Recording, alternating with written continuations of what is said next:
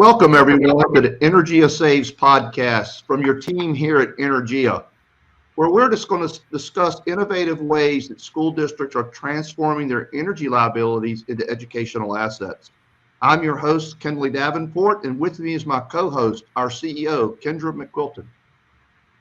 Thanks, Kendley. Hi, everyone, and welcome back to another podcast. Hey, we have our final episode of this month with our super guest, Dave Newman, who's our VP for Engineering here at Energia.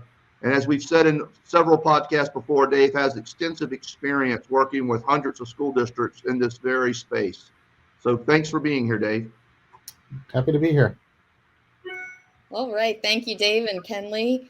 So today we're going to discuss the top most frequently asked questions about energy performance contracts. We want to thank everyone for sending in your suggestions and questions from our previous podcasts. And what we did was we took the most frequent ones that we feel need clarification across the board, and we're going to focus on them today. And so, Dave, let me start out by asking one question. Districts want to know why they shouldn't just go ahead and hire an esco directly to perform their energy performance contract. Okay. So, I mean, first and foremost, don't lose sight of the fact that an esco is a commercial company, and they're going to look out for their interests. And with projects like this, putting them in a competitive mode and making them fight for your business in a competitive RFP pushes them to really make the maximum effort to find the best savings, the best projects. It helps to provide competition. There's a chance they can lose the work. So they got to fight for it. So they're going to sharpen their pencils. They're going to work harder, and you get much better proposals when you make them compete. Okay. That's excellent, Dave. The second question we most often get is, there appears to be a lot of paperwork involved with the EPC. You know, are there special forms and permits? Who approves an EPC versus a capital project? There's a bunch of nuances with this. Can you help explain that to our listeners today? So actually, one of the most unique things about EPCs, pretty much everywhere that they're done, is that they usually have a competitive bidding exemption built in, and you can implement EPCs usually just through Board of Education action, as opposed to capital projects where you have to go through bond referendum, you have to go through competitive bidding. So in reality, in most cases, it actually greatly reduces the amount of paperwork and the amount of oversight that's required to really get an EPC rolling.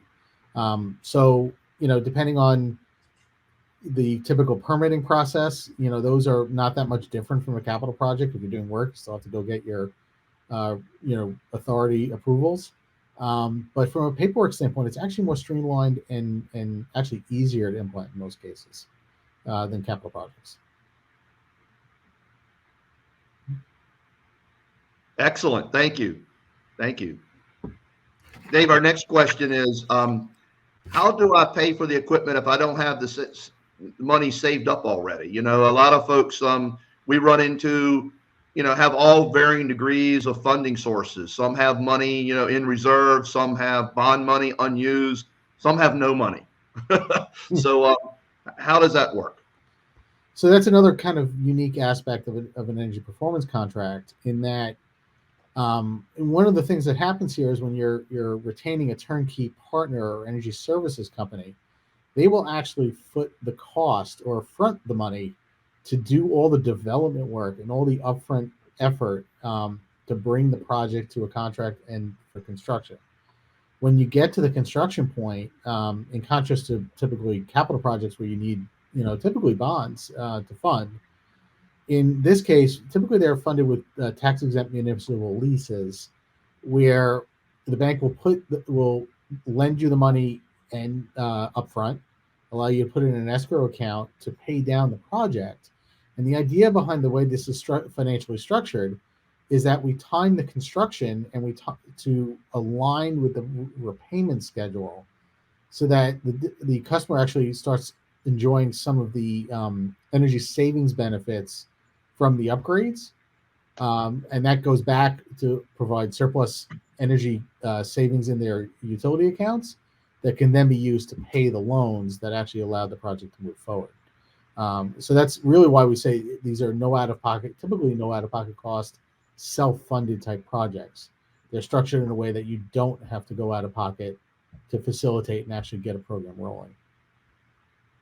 Well, that seems like an awful significant advantage, I would say. Absolutely.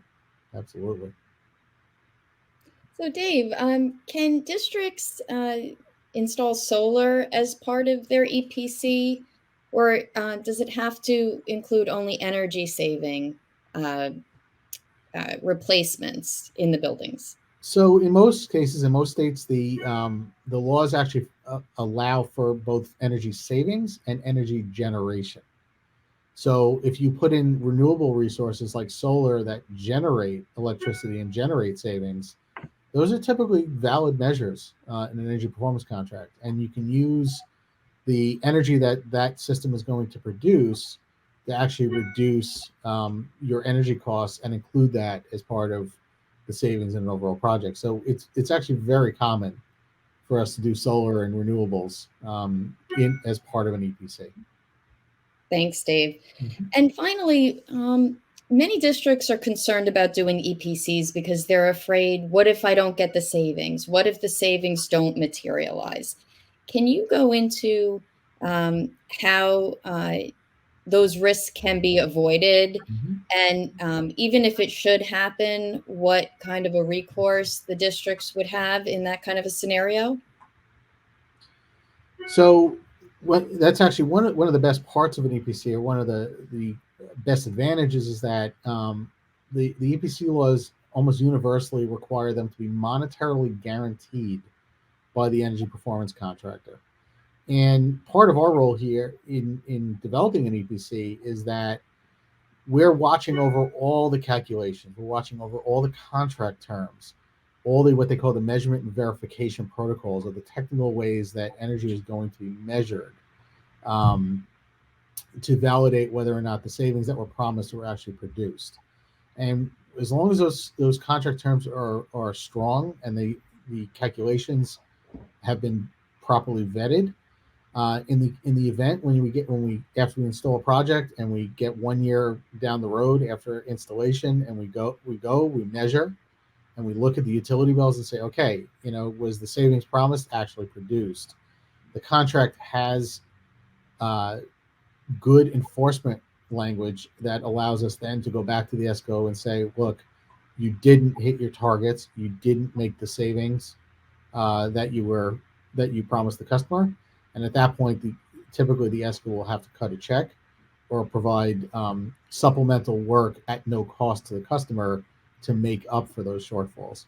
So there's a very strong guarantee element to these projects that really protect the customer from shortfalls and make sure that the savings that were promised are actually delivered. So it sounds like it's not quite enough to just rest on the fact that these projects are guaranteed. Right. What you really need to do is make sure the contract language and the measurement and verification protocols are written in such a way that gives the district a meanful guarantee. Would you say that's accurate? Absolutely. I mean, a guarantee is only worth the paper that it's written on. And if your contract language isn't strong and solid, and believe me, these escos are great companies, but they certainly they're looking to protect their interest as well.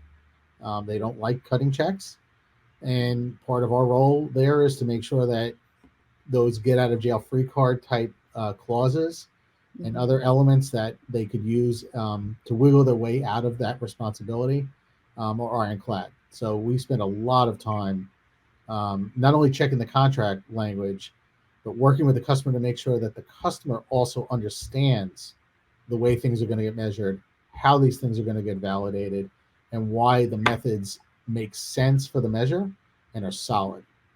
Well, it's really been my experience. That's an area that we ought to explore in a future podcast, because it's an area of great weakness that I've been experiencing in talking to folks that have already experienced some, ECP type projects. Mm-hmm.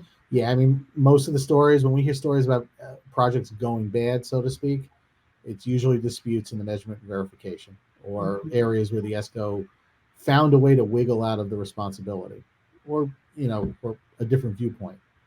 So we do a lot of work to make sure that those things are solid and clear to both parties.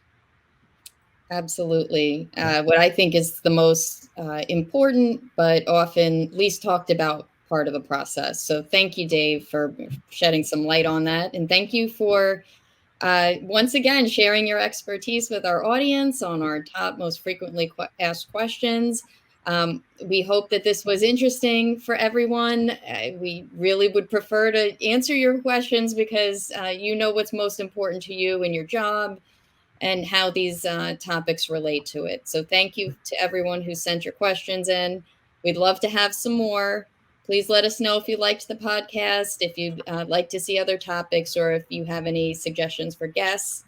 And you can shoot us an email at the address below in order to do that. Thanks, everybody. Keep on the lookout for our next EnergiaSaves podcast, and we can't wait to get back with you and share some of our experiences and leadership on this subject. Have a great afternoon, everyone. Thank you, everyone. Thank you.